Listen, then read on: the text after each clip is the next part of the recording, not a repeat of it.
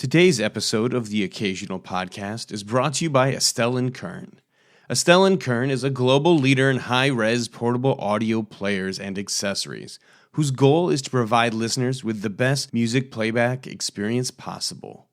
The way it was meant to be heard, exactly as it sounded in the studio while being recorded. See the full AK lineup at us.astellnkern.com. It is season 3, episode 1 of the Occasional Podcast. In the studio with me today, co-host Bryan Beasley. Good to see you, Mr. Hunter. How are you? I'm actually doing pretty good. I'm excited to get things fired up for season 3. We've had a little bit of a break. This thing is hopefully going to be timed with the Rocky Mountain Audio Festival in Denver, Colorado. It's landing a little bit earlier this year, but there's just a lot of products coming out. It's been an interesting summer for product releases because these things, it slows down. I think people go outside, spend a little more time with their families, a little more time on the water. Yep. Kids are out of school. But then all of a sudden, September hits. There's a show. People start thinking about, what am I going to buy for myself for Christmas? Time to get back to work. Yeah, back to work, people. Back to work, buying stuff for yourself. So that's kind of how the summer went. So I also wanted to throw out a special thanks for today's sponsor, Estelle & Kern. They make great digital audio players. And they will be also at Rocky Mountain Audio Fest. So if you are going to Denver and you're going to check out the show, swing by the Headspace booth 53. Say hi to the Estelle & Kern people. They're very lovely folk, very nice. You can listen to all their very nice products, even going all the way up to their really expensive stuff. And that's the kind of thing, listening for yourself, giving yourself a chance to really kind of evaluate things, train your ears with a diverse selection of toys. Yeah. And when you go to visit them, tell them that we sent you. Yeah. So that they keep sponsoring us. Help us out here, people. Also, thanks. Bees is the business end of things. Help us out. I'm just dilly-dallying around here. You're just talent, here. Hunter. Pure talent. Also, I wanted to let you guys know, on the business end of things, we do have some merch available. What? And my favorite, by the way, is the socks. I'm wearing them right now. They're warm and comfy. Luckily, it's 110 degrees outside here in the valley. But your feet can never be more sweatier. So You might as well get the merch. I can't hawk it if I'm not actually, if I'm not actually a user. That's right. A customer. So if you want to check out some of the merch we got, we just go to Part-Time Audiophile. And check that out, Part-Time Audiophile. We have Speaking of fun stuff, we got some giveaways, don't we? We do. So from our friends at Rune, we have a very special giveaway. We have 3, count them down, 1, 2, 3, 1-year memberships to Rune to give away. We're very excited about this. Special thanks to Rune for this very gracious donation to our cause. And if you want to get entered for that, we're going to keep it pretty much the same as last time. What do I have to do? First of all, what is it? Tell me what it is. Rune is a really great software. So back in the day, one of the first things I bought was this squeeze box thing by Logitech. So it would let you take all your files from different places. And if you bought an app, it would allow you to grab all your audio from different sources and then push it out to your stereo. Well, I like that thing a lot, but the RCA outs were not so spectacular.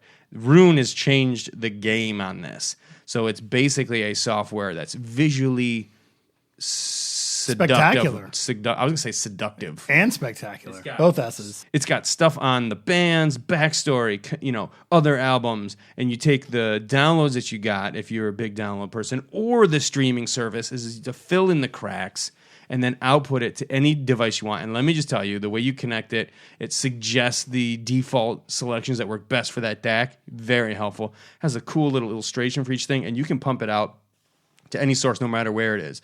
If it's connected to the USB, if it's on the network, you pull files off of the network. It is just a really slick piece of software that you can use. We're giving it away for a year. Wow. That is cool. So, if you want to win... Can I win? Yeah, if you no, you're I don't not think allowed to I'm win. not. You are not allowed to win. So It says right here I'm not allowed. no, to you're win. not Specifically no, me. Yeah, no, you're not allowed. It was really weird. They said like Bryan Beasley cannot win. It's rude. Right there in black and white. It's strange. quite honestly rude. That was like, so I'm just surprised they knew your name. And then They listen to the podcast. Thank you very much. so if you want to win, we're going to do it like we did last time. And that is, all you have to do is like the Occasional Podcast Facebook page. Give us a like. Pretty simple. Right? Then leave a review on iTunes. Please do. Super easy. It takes a second. You can do it from the iTunes app on your phone or just on the web. You just click on it. It's right there, folks. You clicky, click. You'll find it. Then you have to email us at theoccasionalpodcast@gmail.com. Just let me know what your name is on either on those platforms, and you will be registered to win. Don't worry if you've already done both those things.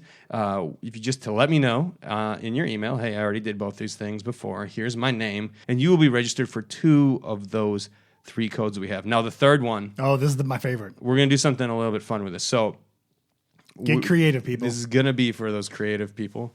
This is gonna be for those guys who like to tell funny stories. We would like you to just email me. This is another chance to win, and only people who submit for this will be able to win.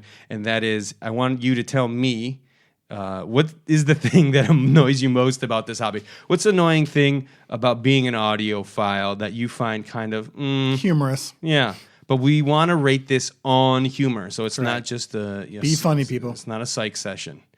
We want it. It may turn into that, though. You will be rated on how funny you are. It's merit based. That's right. And how funny you are. And we will keep pick it the short. funniest one and keep it short. Yeah. Paragraphs. And we will read the best ones on the air in a future episode. And you might have a chance to win 1 year room. So just to summarize, like the Facebook page, leave a review on iTunes, send us an email letting us know you did it, or I guess plus, so I guess you could do all of it. Send us an email with your funniest anecdote about what annoys you about being in the audiophile world. And be funny, guys. We want some funny stuff. And we'll read those on future episode. We'll leave you hanging.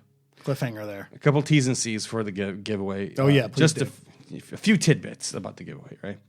The free year of Rune is only available for new Rune users. Unfortunately, there's nothing we can do for you if you already have a subscription. There's no cash value for the code, but the contest is available for everyone inside and outside the United States. However, be aware, translations have not been done for every dialect on this spinning globe we call Earth.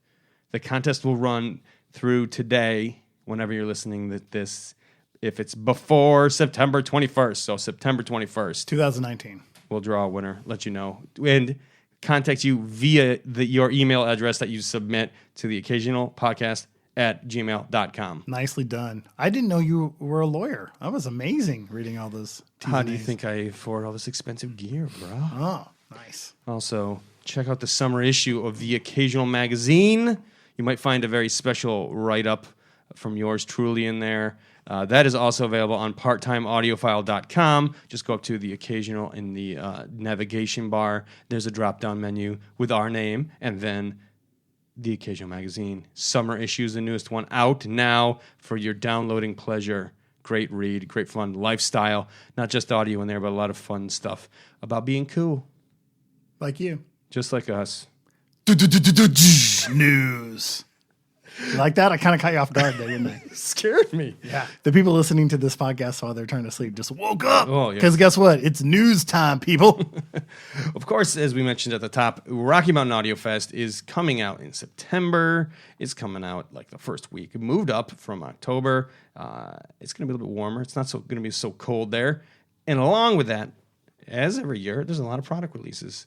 But this summer has been packed with product releases. I didn't want to leave that out. So I'm going to breeze through these real quick. But those interested, starting with headphones, there was a new limited edition Andromeda from Campfire Audio that was jet black with 24 gold carat plating on the little screws. Nice. It's black and gold. It looks so flashy. I bet it does.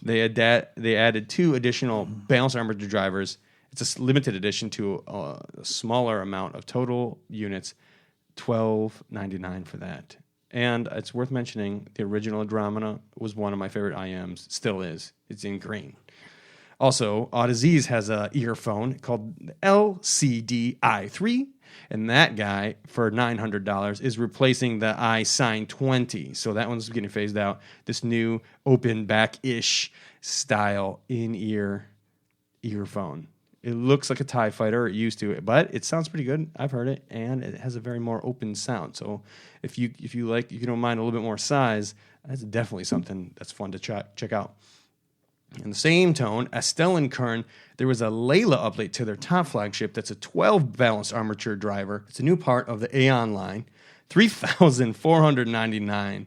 A new, smaller profile, machined from a solid block of carbon fiber. Sexy stuff, also quite pricey. ZMF Headphones has a new Verte closed-back beryllium-coated driver, $2,499 for the stock wood option. Guys, ZMF Headphones, great stuff coming out of that camp. Bees, anything new on your end? Yeah, let's talk some music. So this month, Tool actually just released their entire back catalog to digital streaming. They also released a new album called Fear Inoculum. Fear Inoculum. Yeah, like every song is like over 10 minutes long. Can't see me. I'm broadcasting from underneath the table right now. I really wanted to get my metal voice going. What I found fascinating is that every song is literally 10 plus minutes. Very metal, very in your face. What did you think? You heard a little snippet, didn't you? It did. I did. The first single, they did like a teaser called Fear Inoculum, and it was definitely over 10 minutes, and it was definitely Tool. And I think that's a compliment. If it's very Tool, it is got the same tone. They didn't go for any drastic changes, and fans of the band will still enjoy the new stuff because it's been a long time. Yeah, I mean, it's a pretty big deal that they've held on to their music. That you could only get it, via the old forms. Welcome to the future, Tool. Yeah, so they're on the high-res streaming stuff, and HD Tracks even has high-res downloads for you if you're into that. So, also on a digital front, there is a new Bryston DAC called the BDA3 1.4. It's like Pi, isn't it? Yeah. Bryston DAC BDA 3.14. Not repeating. Of course. $4,195. Includes a music player now managed in the I2S protocol. Offers streaming capabilities for Qobuz, Tidal, and Rune. Also, my boy, I like to say it like that because he is a pretty cool cat. Vinny Rossi has two new integrateds, the L2i and the L2i SE, with the bare bones L2i starting at $13K, modular input options, all kinds of fun stuff going there. And also another integrated Macintosh, the big blue bopping meters, has a new integrated. This one is a hybrid tube and solid state, the MA352, starting at $6,500 retail. This integrated 200 watts per channel into 8 ohms. Pretty spicy. That's a spicy meatball. And that's it for the news. That's it for the news. And I just want to kind of say one more thing while we're on the subject of audio.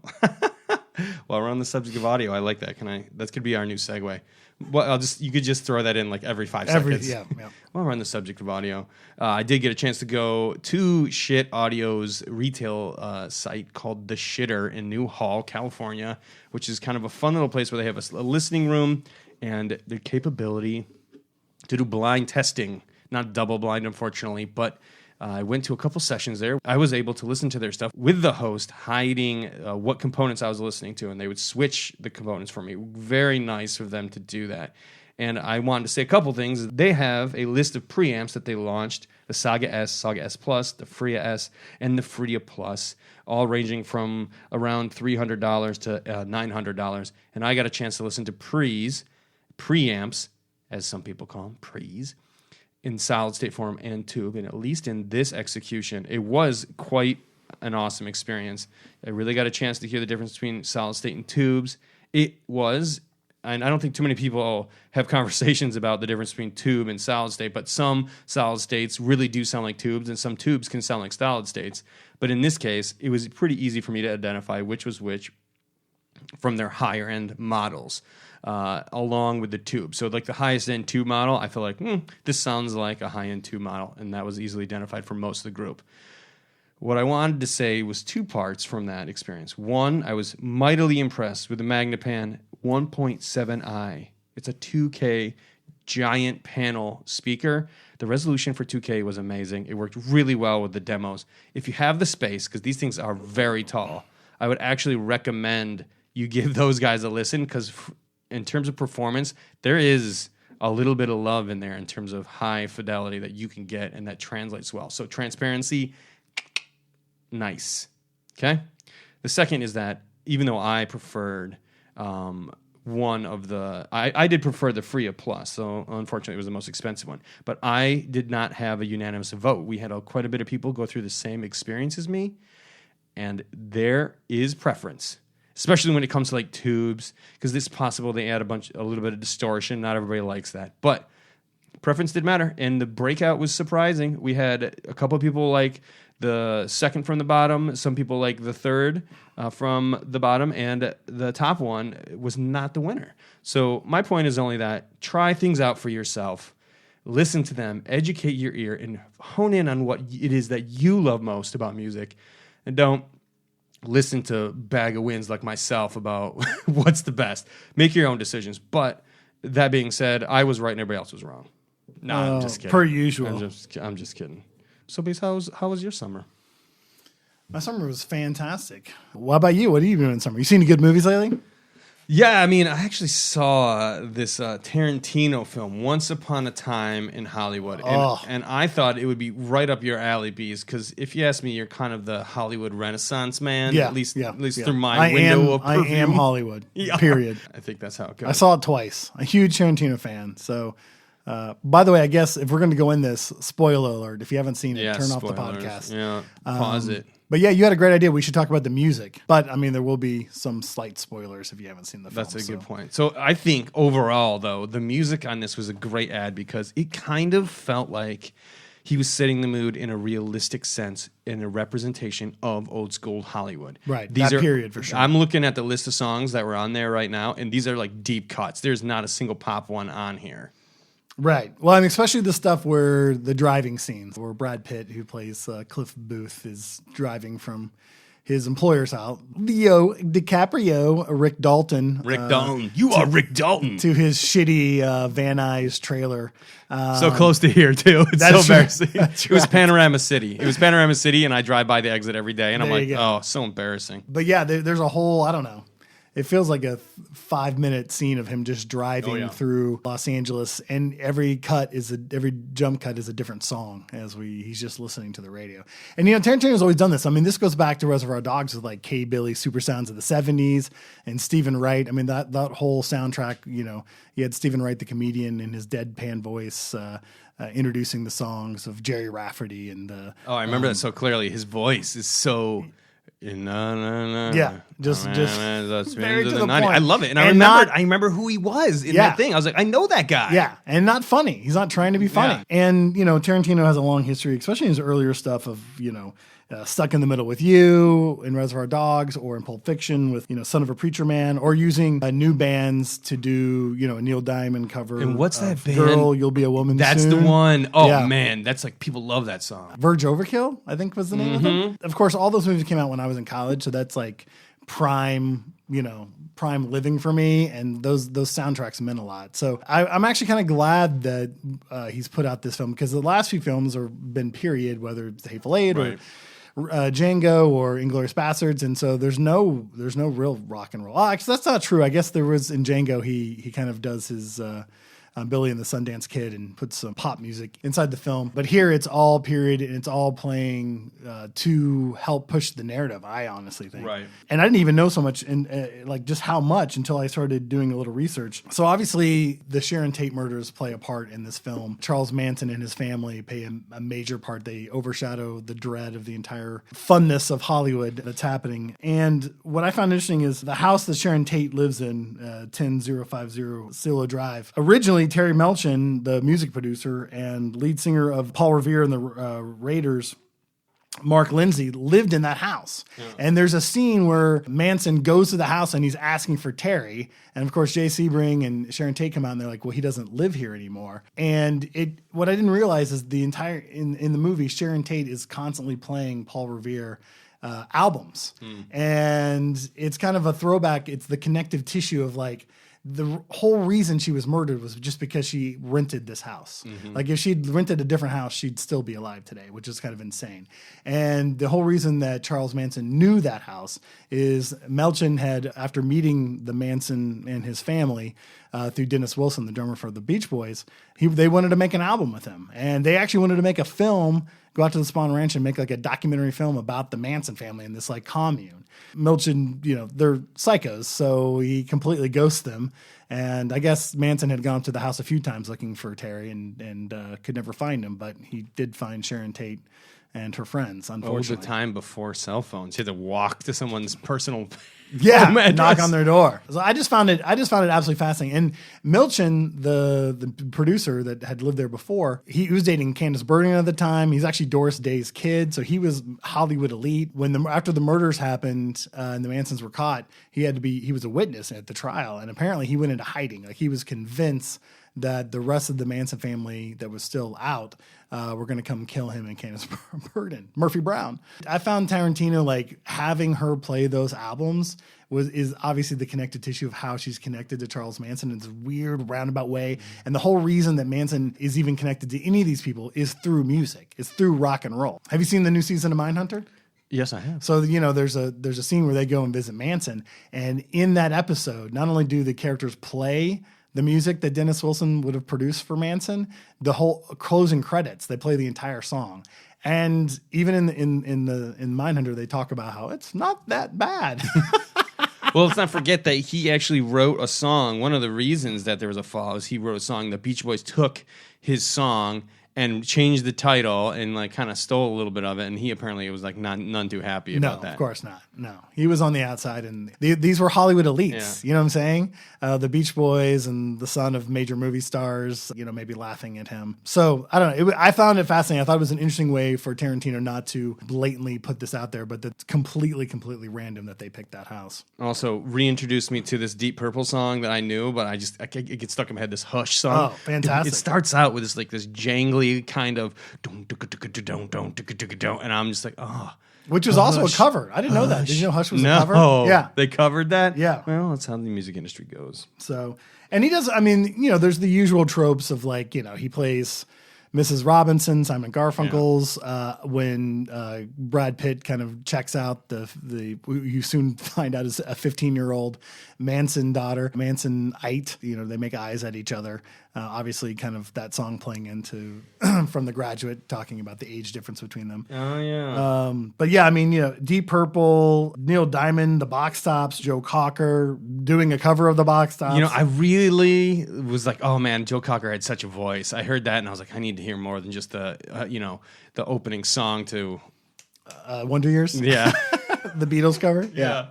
Joe Feliciano with California Dreaming, which is a great. It's interesting that Tarantino uses covers which were huge at the time that have kind of gotten forgotten now. Yeah. Because it's the Mamas and the Papas that it's that there's the original version, but I find it fascinating that he would use some covers that were huge back then, and then he uses Out of Time, which is a Rolling Stone deep track that's actually best known for being a cover song by a British artist by the name of Chris Farlow, who took it to #1 in England, and yet he's using the original version here. And of course that plays as the night of August 8th begins and unfolds, and it's kind of like saying that everyone's kind of out of time, like something horrible is about to happen this evening. I just say that the overall feel is kind of like, and I know this is really overused, is warm. When he's driving in those scenes in the car, it's a very typical drive in Los Angeles with the top down, the music, the lights, wind in his hair. Because you had said earlier, LA's a drive-in town. It is, yeah. So you're in your car with the top down and the music playing quite a bit. And it's like a timepiece. It takes you right in there. It sets the mood with these really tones that are warm and like he's just kind of jamming out, and it's not something that takes you out of the experience, but rather like pushes you further in.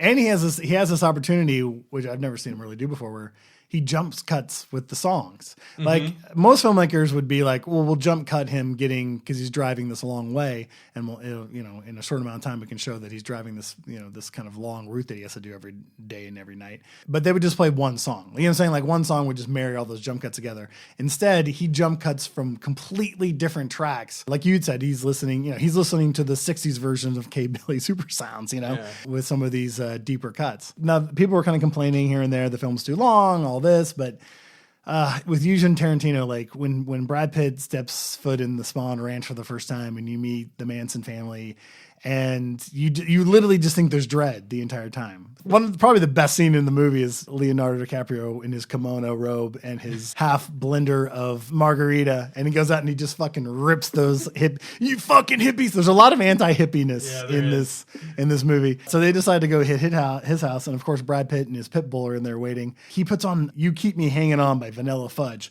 which is a cover of the Supremes, who released it the year before. The Vanilla Fudge version came out in '67. And it's a completely different version. I mean, the Supremes obviously is Motown, R&B. Vanilla Fudge literally turns it into a psychedelic rock song.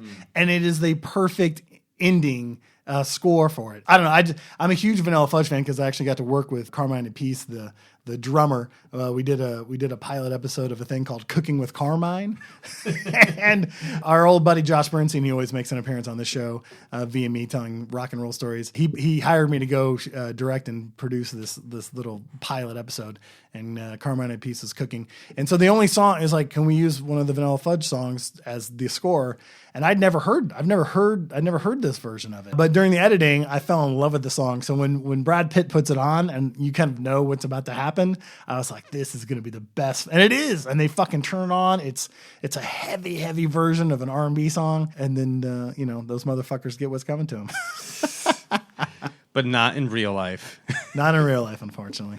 So, well, here we go on with the show, I think.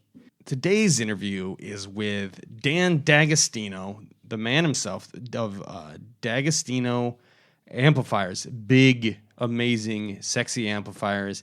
Very shiny, very pricey. He's got a ton of insight into amplifier design. He has a long history with this beautiful hobby of ours. I can't wait for you guys to hear kind of his side of things. It was a great interview. Punch it.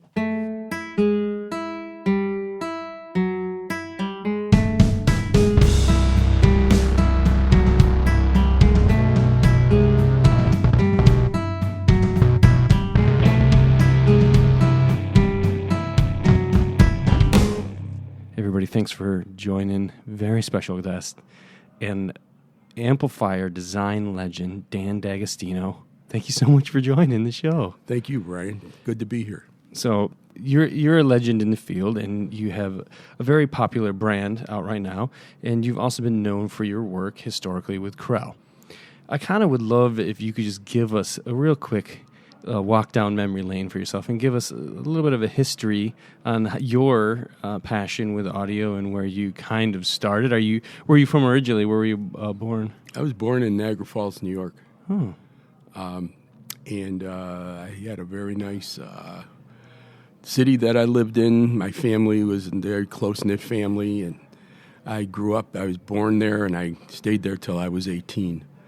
But my dad was a music lover and kind of became a hi-fi buff.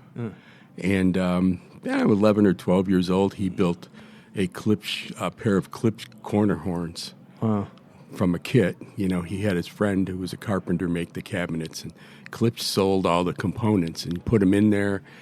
And he bought a tube amplifier made by Lafayette, an integrated amplifier, and he had a turntable, and the sound was really spectacular because, I think the thing was like 25 watts a channel, but, the Klipsches were like ultra efficient and the room wasn't that big. So it was fun as a kid to play that stuff. And I really got hooked on playing around with it. And I started reading about it and really getting involved with audio. And I started reading a periodical called Wireless World. Okay. I believe it was from London. And they had this big article, big breakthrough in sound, the Williamson push-pull tube amplifier. And they had a schematic in there for one. So I was just getting out of junior high school. I think I was in probably 10th grade. And I went to my electrical shop teacher there that I knew, and I found out he was a frustrated engineer being a teacher. So I asked him, I said, you know about this? Oh, yeah. I said, can you explain how tubes work and why this is so good? And he went down the whole thing with me, and I said, wow. I said, I'd like to build one of these. He said, well, I know this place.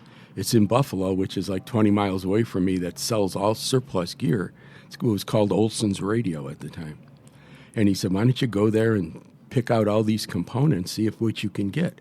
So I went there and I bought some stuff. And he said, yeah, you got the right things. And I bought the transformers there and the tube sockets and a little metal chassis that I could put it on. And then I proceeded to build it, as a kid would build it, put it together. And he would instruct me. And I learned how to bias tubes. And I built a Williamson tube amplifier. And I brought that thing home and hooked it up and compared it to my father's Lafayette, and it was like night and day better. Oh, wow. And he was flabbergasted. And I was totally hooked on audio from that point on. I always wanted to do something in audio. I didn't know what I wanted to do, whether I wanted to sell it or just be around it. But I really had a passion for it. I spent a lot of time, learning about it and building kits for my friends' parents when they buy stuff like a Heath kit or a Scott kit at the time, building them up and so they could have a stereo. I met a lot of people that wanted me to do that. I did that for them. When I was 18, 19 years old, I think it was 18, out of high school, I got drafted. I had a brief stint at the University of Buffalo, and I took a sabbatical to do something else, not realizing that I could be drafted, and I did get drafted. And right after I took my sabbatical, I got a draft notice. And in those days, because there was a real draft, you couldn't go back to the school and say, hey, I changed my mind. Wow. So I had to go. So my tenure in school was short, and then I got in the Navy, and they saw that I had a lot of mathematical talent and background, and they put me in a bunch of crazy schools. Cryptography was my specialty. Oh. And I was in the Navy for a while. I joined the submarine service. I rode submarines, learned a lot about electronics and submarines. Then I got off the submarines and got a thing called Project Transition, which was what the Navy said, when you're done with the service, well, get back to be a civilian. So I got in that program, and they let me go, and I was in California at the time on Treasure Island. And my commander said, if you can get into school, I'll get you this program. So I knew that Berkeley was taking ex-servicemen. So I went there and got a degree there, and the Navy paid for it.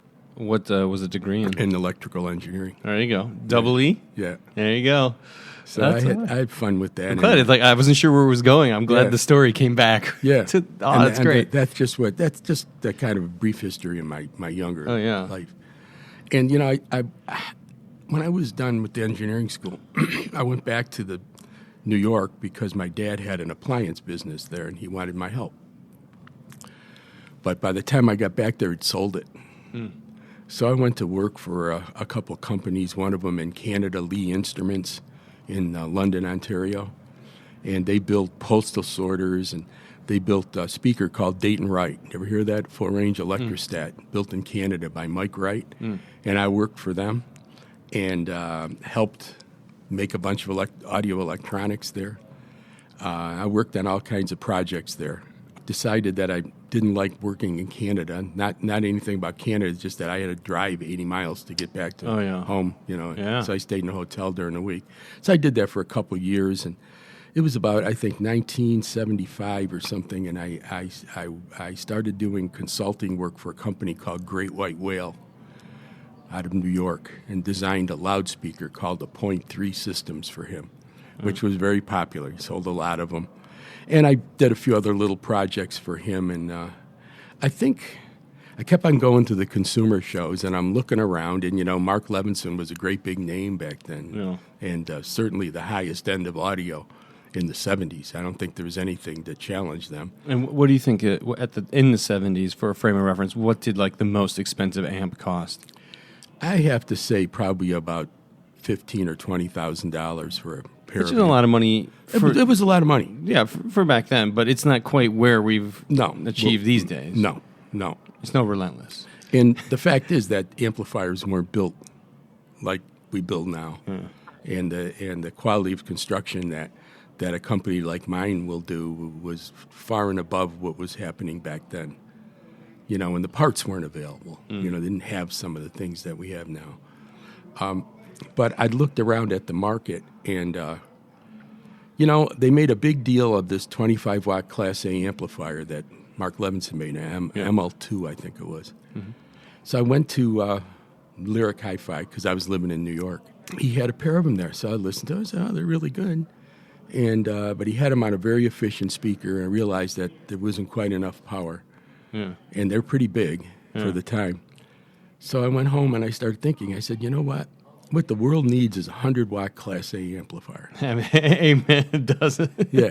Yeah. And, it's like find a need and fill it, Yeah. I mean, and I looked around the audio industry, and, Threshold was doing pretty good, and Mark Levinson was out there. There was a couple other brands, which I think Bedini and a couple other companies were out there doing pretty good. And I said, well, I want to make this niche product that's a 100-watt stereo Class A amplifier, So I went about building it and designing it and make it work. I put it together, brought it to the Hi-Fi show, 1970. It was end of 79, so it was 1980 CES in Las Vegas. Back when it was big. Yeah. The Hi-Fi section was super big. It was big, super yeah. big. It was the big game in town.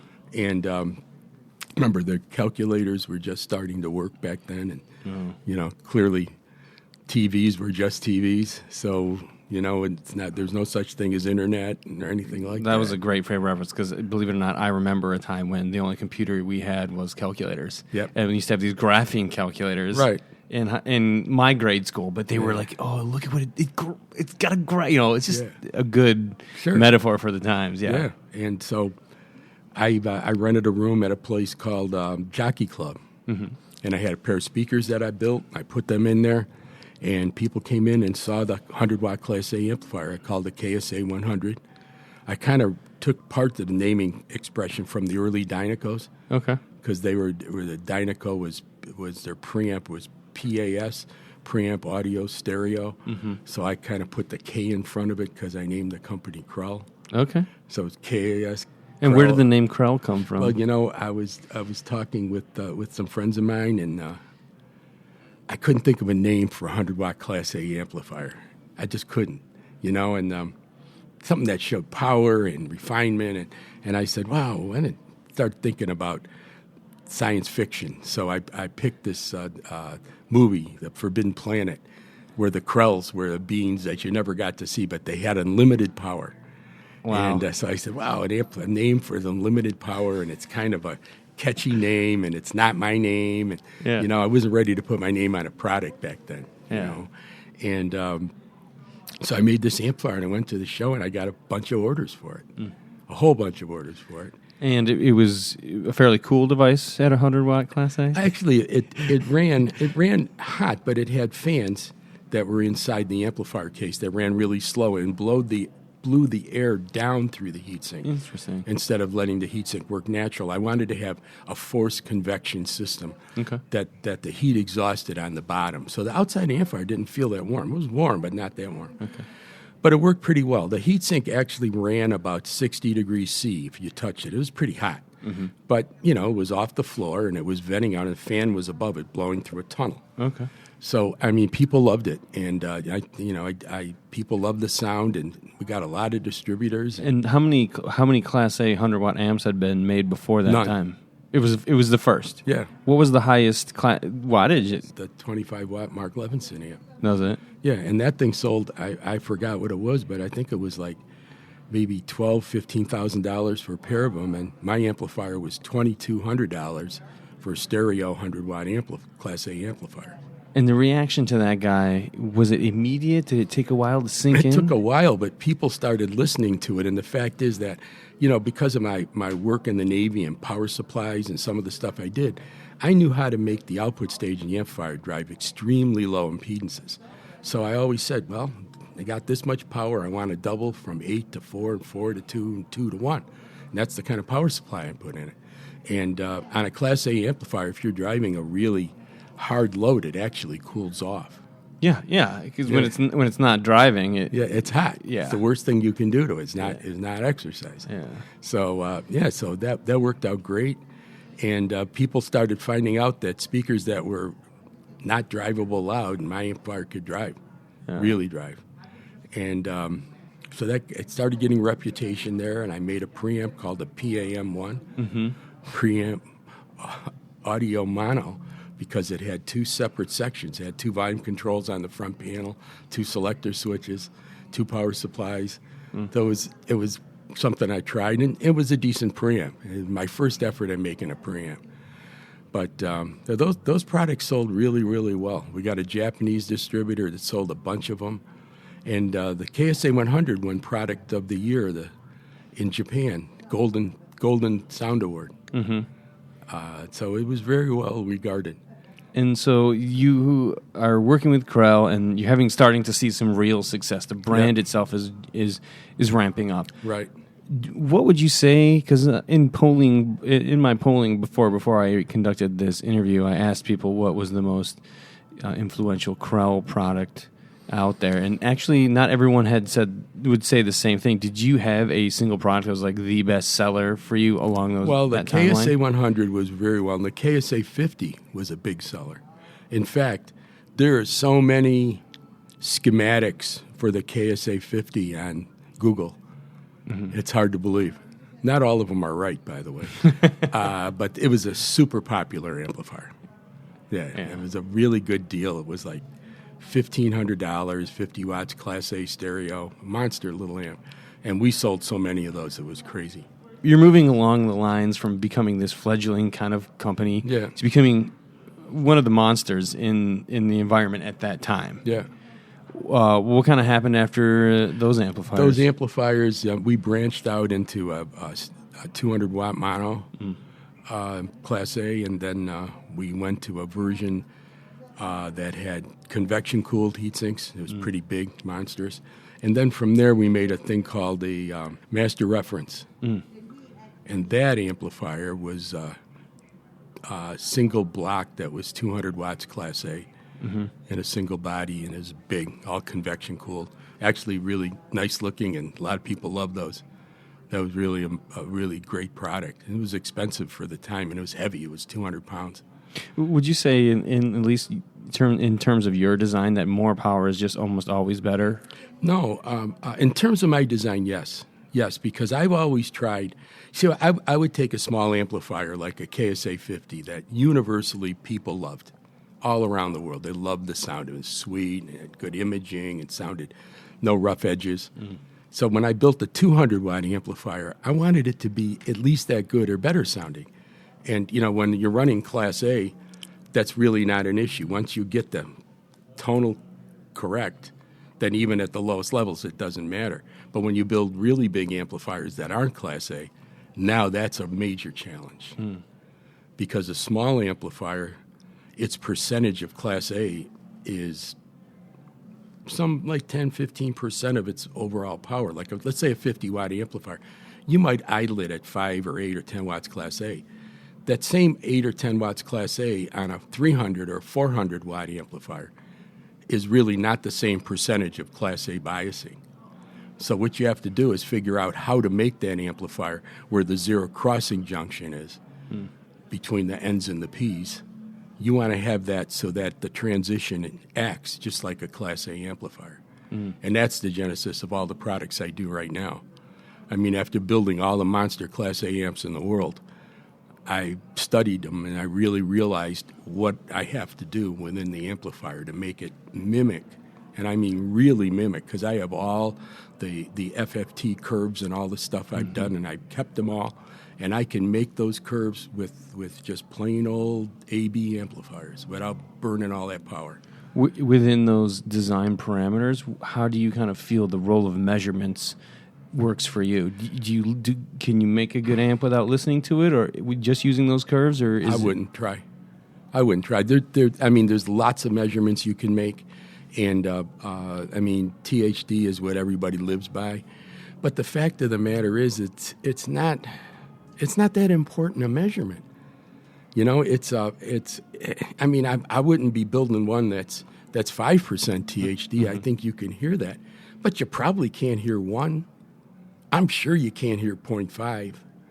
You know, and that measurement for an engineer, when you look at that, say, well, that's not good. I don't even like that. But other measurements and other techniques that I've used, impulse testing and those kind of things, and FFT testing has showed me a lot. And I like to get that stuff in a ballpark. I like to have respectable numbers because that is part of making an amplifier. Because distortion in an amplifier is not exactly what you put in it.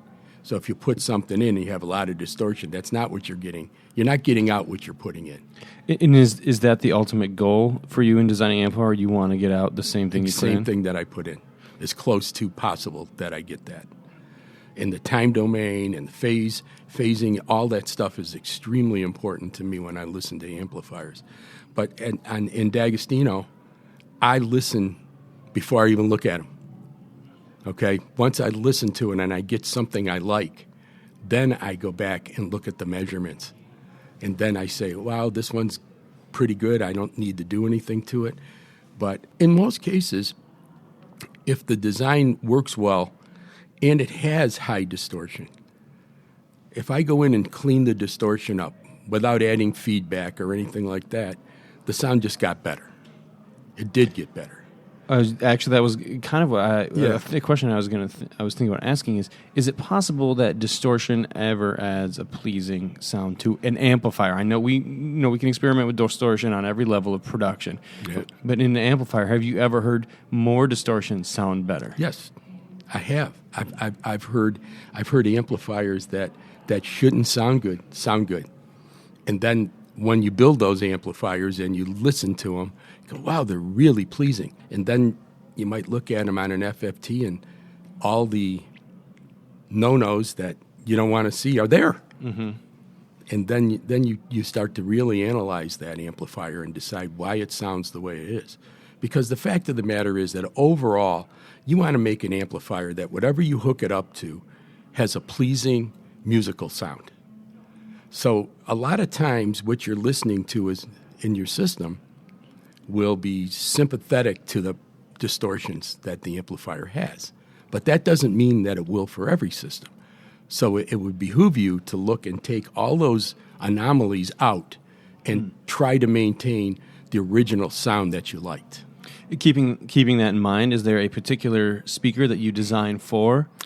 Not really. I like to design for speakers that are very wide bandwidth and are capable of resolving minute detail at extremely low levels. Okay. You know, which makes speakers that are super inefficient not stuff that I really like. I could like their sound, but when a super inefficient speaker, when you start lowering the levels, the dynamic contrast kind of falls flat. And efficiency is a really good thing in a loudspeaker, I think. I mean, you know, in the 80s, we dealt with 84 dBs of efficiency, which is really low these days. Now, most speakers are in the 90s. Some speakers are in the upper 90s. And that makes it awesome for an amplifier designer because then you can hear stuff in the very low levels down in the dirt, which is where if you can make an amplifier sound really good at really low levels and you hear everything and you hear the decay down there, your amplifier is a good amplifier.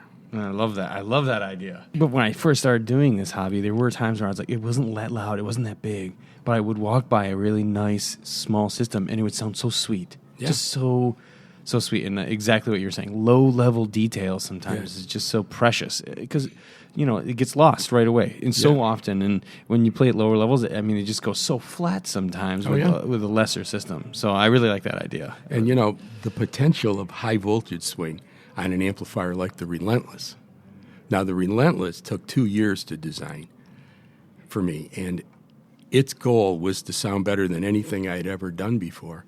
But making a 1,500 watt amplifier that is a monster electrically, have low level detail, and still maintain its overall sound characteristic was a real challenge. And once I got that down, And once I got that technology down that's in the Relentless, that amplifier is uncanny. If you turn it down to micro levels, you won't believe the detail and the inner detail and the refinement.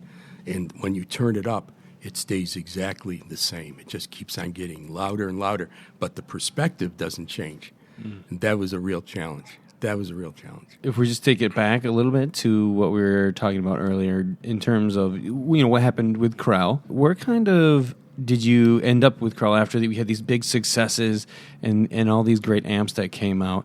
What ended up happening with that company and then the transition into the one that you're managing now? I think in 2008, when the banks start tightening up credit and stuff and sales start slowing down, we, as a company, I think we were financially challenged. And I wanted to continue on the path I was working at, so we took in an investor. The investor was not telling us the truth. He had another plan for the company. My lawyers didn't pick up that he could fire me at will, which he did. He Steve Jobs'd you? Yeah. He just threw me out. Oh. Because his board was bigger than my board. So he threw me out. Okay. And he fired my ex-wife, Rondi, who was my partner, and fired my son, Brett. Everybody with the last name D'Agostino got fired on the same day. And he put a bunch of people in charge that really didn't understand what we did. And the company, I think, and not to denigrate the company, but it went really downhill from there. I sat around this guy didn't even give me a non-compete clause. That's how little he thought of what I did. And, every design at Krell I conceived. So when I sat around for 6 months and my lawyers assured me they were going to win the case, and after spending thousands and hundreds of thousands of dollars, I just said one day to my wife, Petra, I'm done. I'm just going to start another company. And whatever happens with Krell happens with Krell. So I started this company, and my wife, Petra, and I, we built it from absolutely nothing to the Momentum amplifier that we went to the 2010 Italian audio show with the first Momentum, and we showed it there. And, we made it. And I didn't think, we called everybody, and all my distributors said, oh, let me see what you're making. I sent pictures. Nobody got it. But at the show, I had it on a little table because I didn't have two of them done. I just had one. Had a little table sitting there with a light on it. And my Italian distributor, Luca Natali, and my wife, Petra, and I had flown it in. We carried it on the plane. And we fought with them about putting it on because it was a little too heavy. But they finally got it on for us. Everybody came up to us. They were shocked at what it looked like. And the industrial design, which was very radical for a power amp. That product was almost an instant success. Our biggest problem was getting enough metalwork to fill the orders. And I did want to bring up the industrial design of the current line of D'Agostino amps because for me, when I first started get into this hobby, it was without a doubt the most eye-catching piece of amplifier that I had ever laid eyes on. I, to this day, believe them to be some of the most beautiful industrial design out there. What inspired you to kind of hone in on what you have right now, or just even want to invest that much money into the industrial design in general? Because you could do the same amp with a more simple box. Yeah, it's true to some degree, Brian, but I really built all the monsters in the world at Krell, and I really showed everybody how to build really big amplifiers and how they could perform. So a lot of other people in the industry started doing the same thing, which is cool. But the fact is that every time I'd go to a show with a new monster and really gorgeous, but really more industrial than beautiful. And all my amplifiers had a nice look to them.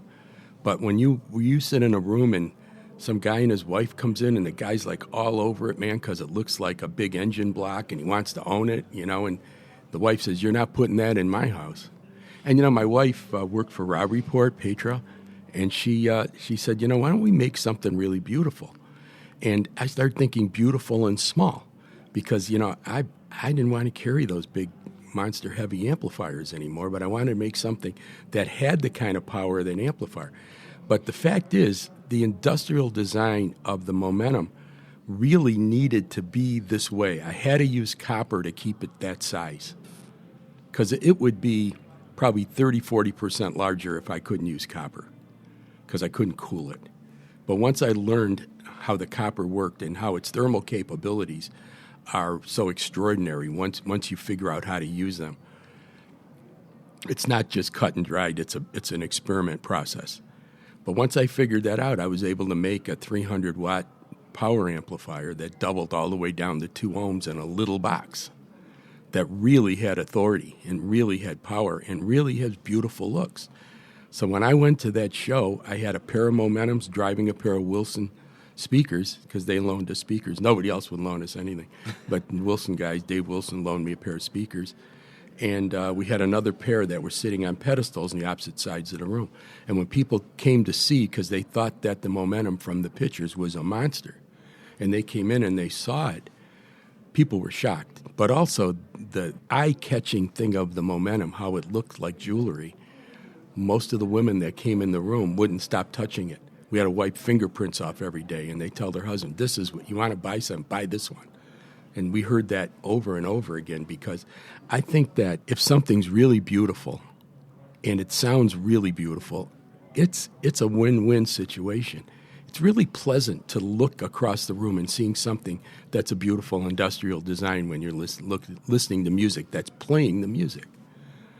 And the whole thing about that, it took me hours and days to come up with the shape and the curve, and the measurements are like I think people call them God's ratios. Mm-hmm. You know, the height, the depth, the width.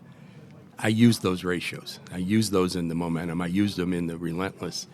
Those are ratios that are fixed, that people that go all through nature, even in conch shells and everything else. That ratio is somehow in there mathematically. And I use that ratio, and I figured I couldn't lose by using the ratio. And to make it look, I always am a big watch enthusiast. I'm a big car enthusiast.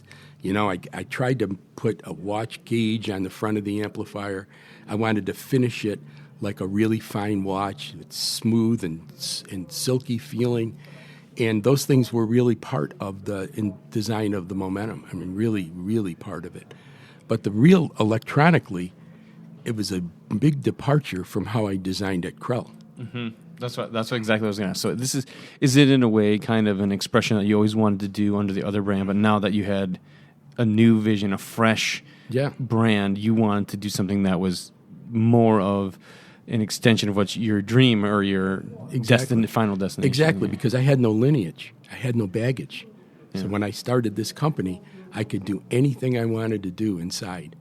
And the first thing I wanted to do was to compare it to all the Krell gear that I had, until I made something that was smaller and more beautiful and sounded infinitely better. And I had a bunch of guys that used to come over and listen with me. 2 or 3 friends would bring their gear over and we'd listen and we'd compare. And I'd just have the whole amplifier sitting on a cart, both amplifiers, and we'd listen and say, what do you think of that? And I'd wheel them back in and I'd make some changes in the circuitry and bring them back in and listen. Oh, I like that better. I don't like it as well. And we played around with that until I had a product that I thought was superior to anything that I had done at Krell sonically. And, you know, at Krell, we were chasing technology, really hard chasing it. You know, we were trying to make stuff that no one ever did before, you know, stuff that just crashed into anything else that was out there. I mean, we made a 900-watt, fully cascoded, single-ended amplifier. I mean, no one ever did that before. I mean, that was an amplifier with 160-volt rails. I mean, it was a monster, and you know, it was a really good sounding amplifier. And we're chasing, you know, that technology, and the complications of the amplifier were extraordinary. And they sounded better than the things we did in the past, and that's what kept us going. But I said to myself, I'm never doing that again. What I'm chasing is sound. Okay. I'm chasing goosebumps. I'm chasing the hair on the back of your neck tickling. I'm chasing the breathing in an orchestra pit, or the scraping of the floor of the guy's shoe when that comes through, and you hear a little bit of ambience from the hall that it's being recorded, and you go, wow, That's the stuff that I'm chasing. I'm not chasing how good it measures. I'm not chasing distortion specs. I'm not chasing technology, technocratic circuits that say, oh, I can do this, look at that, no one ever did this before. But I'm chasing real sound. That's what I chase right now in my later years as designer. I'm chasing sound. I want stuff to sound good above all else. The Relentless is a little bit of a technology freak, but only to get to the end. You know, I wanted to build a balanced amplifier the right way so that it was a perfect symmetrical amplifier. No one's ever done that. I mean, you can buy op amps that are perfect mirror images inside. You never buy a big amplifier. They say they're balanced, but is the left side, shouldn't left or right, but is the negative and the positive side exact reciprocals? So if you put the distortion products together, the distortion products will null out, the noise would null out, all those things. No one's done that. So I decided that what I wanted to make was an amplifier that would in fact do that and be a perfect balanced amplifier, and also without feedback.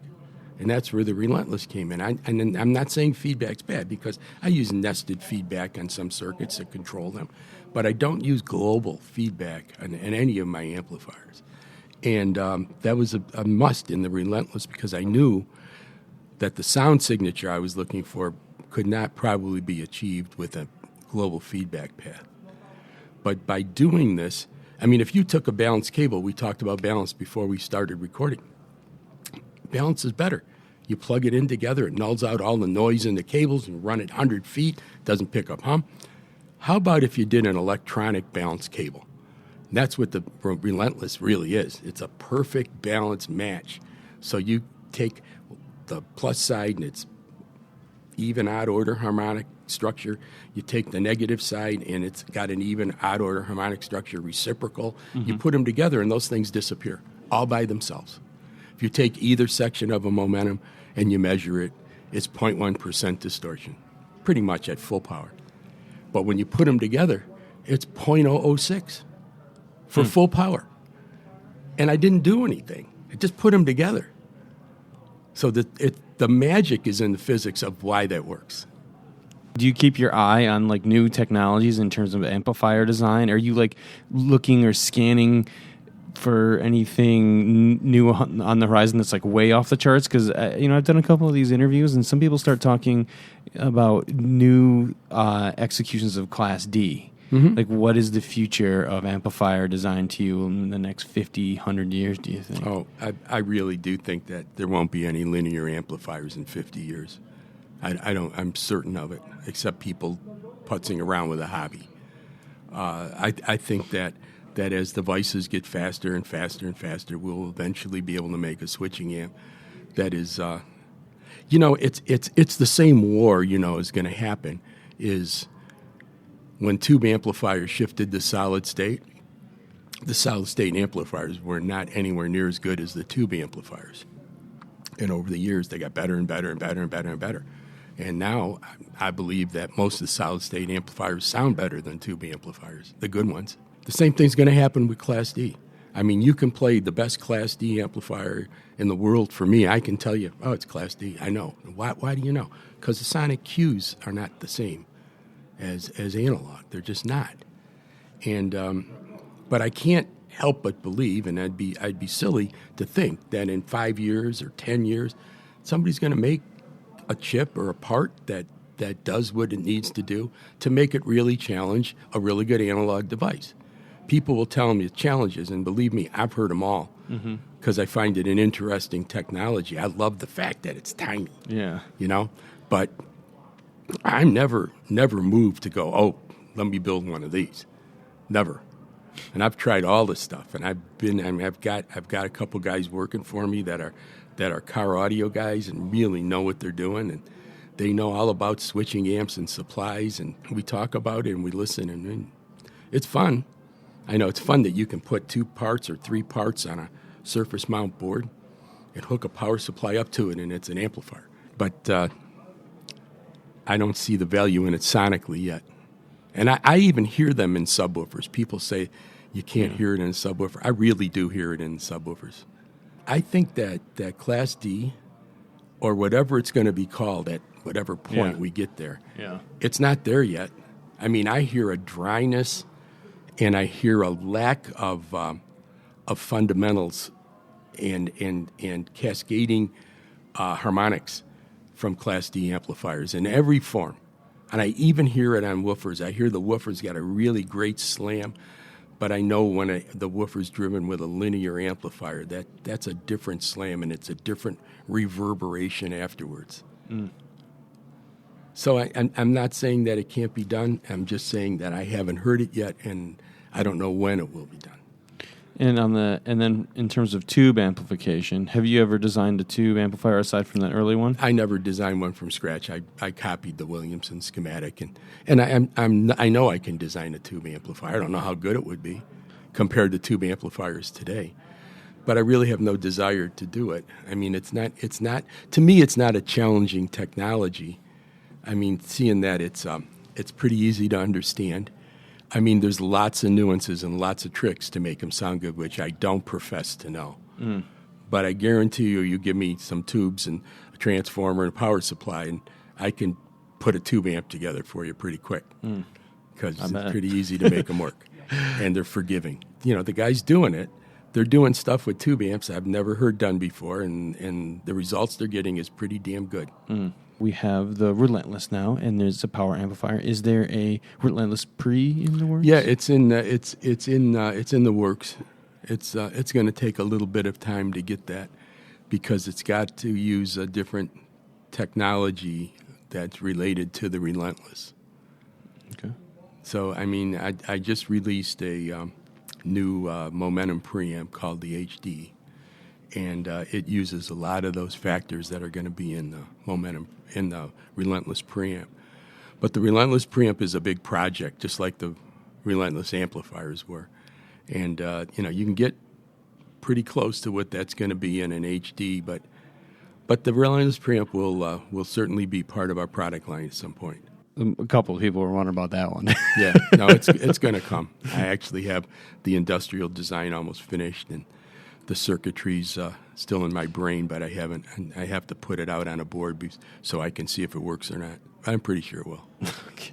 Is there something bigger than the Relentless in your mind? Actually, right now there isn't. I mean, there is. To be honest with you, Brian, when I started the Relentless, there's a bigger version of it.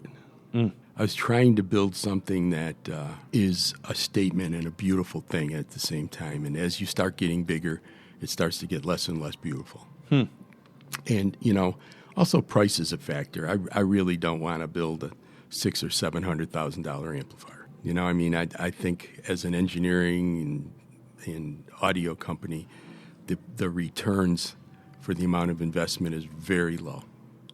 Very low. I mean, who needs a 3,000 or 4,000 watt amplifier? I mean, it could be done. The Relentless technology will do that. I thought that what I did was to make something that, and you remember the Krell MRA was a big monster. I made the Relentless, kind of follows it in the momentum style, is it's much smaller, has probably more power, and is beautiful to look at and fits well in a living room. And if I made the Relentless bigger, it would be a lot bigger. They're talking about major factor.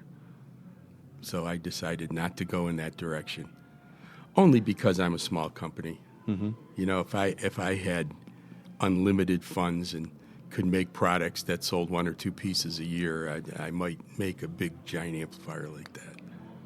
When it comes to the idea that I get asked sometimes is, why do these audio products cost so much money? We know there's a lot of R&D that goes in, and you mentioned already the size and scale, how many that you make obviously has a large impact on how much money you can make back. When you look at your amplifiers with so much metal on them, is the casework a large chunk of the money that you need to make back? Yes. The casework is very expensive on all my amplifiers. But it's an integral part of how they work. The fact that the Relentless and the Momentum use large billets of copper where the actual output devices are hooked to. Now remember what copper is. Copper is really low resonance, high thermal product. It absorbs heat at an incredible rate, 91% faster than aluminum. And it's also a massive low resonance piece. I mean, on the Relentless, that thing's 10 inches by 24 inches long, and it's 1 inch thick. So it weighs in excess of 100 pounds. And that's coupled to an aircraft billet aluminum heatsink. So between the two pieces, it makes a thermal engine that makes the Relentless stay at one constant temperature no matter what you do. And the copper dominates the temperature of the amplifier. After a day, everything on the amplifier is exactly the same temperature as the copper. That's the thermal mass of copper is just extraordinary. But it also, think about this, because its resonance is so low and I'm mounting the output devices directly to it, the output device, the little chip inside the plastic package that holds it together, is also now coupled to the resonance of an enormous body, so it's damped out. So there is definitely a sonic advantage to doing that. But you need large pieces of it to get that done. Could you or would you want to create a lower cost version of the amplifiers and take away the fancy casework? No, I wouldn't want to do that. I believe that again, the soul of those products, as we spoke before, the look and the sound and the feel is what they are. And I don't want to dilute that. I mean, many other amplifier companies that make, metal boxes with a lot of stuff in them and probably pretty good performance. I haven't heard all of them. And they have a lower price. I have to say that I'm willing to let that part of the market go because I just want to be what I am. I don't want to be big. I mean, Krell got to be really big with the 120 people at its peak. And I mean, I have like 15, and I like that size. But we make everything by hand. Everything's tested. Every part that goes in a Relentless or a Momentum is tested before it goes in, even put on the circuit board. All the output devices are precision matched. All the low-level signal transistors are matched. All the parts are vetted for their quality every time we build one, and they're all built by hand. So, I mean, I'm very into the artisan part of the assembly of the products. So when you get one, you get the real deal. There's no shortcuts. Dan D'Agostino Master Audio Systems is a combination of family members, my wife being a very high contributor in that she runs the production of the company, and she makes sure everything is done a certain way, and I get to do engineering, which is fun for me. Bill McKeegan is our sales president, and he's done a great job promoting our product. All the people in the factory love what they're doing, and they're really engaged in doing it. So I have to say my factory is a little bit of a home away from home for me, with my wife running the rear end of the factory, keeping all the products going and paying all the bills and dealing with all that stuff. I get to play in my engineering lab. So that's a really wonderful thing to get up and go to work to. Very cool. Thanks so much for coming on the show. I really appreciate it. Thank you, Brian.